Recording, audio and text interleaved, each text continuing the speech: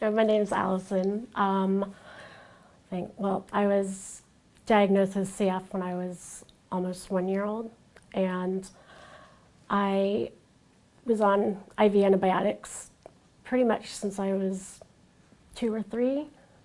Um, so, I've been on a lot of them, and I basically became resistant to pretty much all of them by the time I was early, mid-20s. And at one point, amikacin was one of the only ones I had left that would actually work on what I was growing in my lungs. The nurses, they always knew to warn me about the vancomycin. Every single time I had a nurse come to my house or in the hospital, they would constantly drill into my head, like, if you have any ringing in your ears or fullness in your ears, like, let us know right away. And, I never did with the Vanco, and it never affected me. But with the amikacin, it just seemed to be on no one's radar. And I do know another girl who, I think her hearing loss is also from amikacin. So I think somebody knew, some doctors knew, some apparently just didn't. But I know afterwards someone said, oh, that can happen with amikacin. If they knew before they gave it to me, I would have at least known to look for the hearing loss. And when I started noticing hearing loss, I might have considered that and not just the wax buildup. I probably would have said,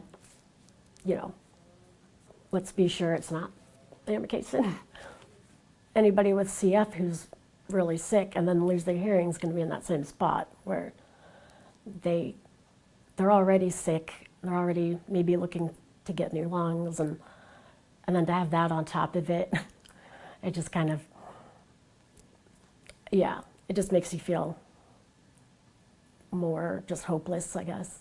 And I felt just dependent on either my mom or usually my mom or my dad, and I was, my late 20s, asking my parents to make appointments for me and, talk to doctors or pharmacists or whatever. I felt like I couldn't go anywhere. I couldn't go to school. I couldn't get most jobs. I had no social life. Even just stuff around the house, like I couldn't hear the microwave. I couldn't hear the smoke alarm, everything was just way more difficult. But yeah, the worst part for me was just how secluded I felt. I could have tried to put myself out there more, but it was just so stressful to even, anytime I would, for maybe a family get-together or something like that, I would have to just, either leave way early or go take constant breaks because I'd end up getting a really bad headache from straining so hard to listen to people. And then, you end up your brain, it feels like it just kind of fizzes out at one point and just, you can't think anymore because it takes so much mental effort just to try to, read the lips and hear what they're saying and then think, how do you respond when you don't know what they're saying? And and then you just emotionally are drained afterwards, and you just feel like, I'm not doing this again. I just figured this is going to be really lonely. I think I just got more depressed. But I was also going through other things at the time, just with the CF. I was being listed for new lungs, and I kind of had just a lot of stuff going on. So it was just kind of one more thing at the time.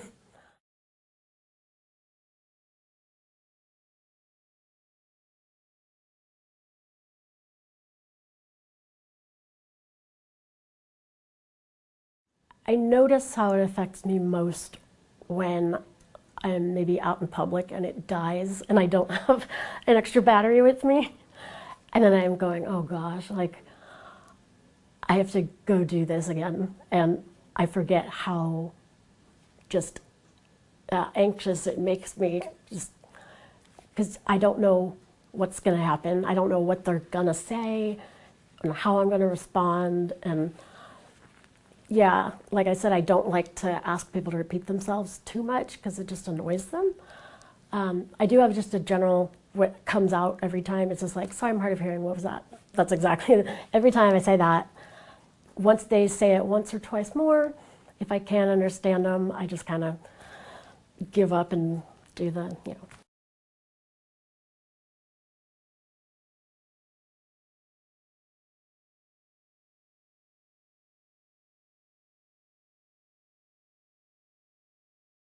Once they got involved, everything, you know, started happening for me.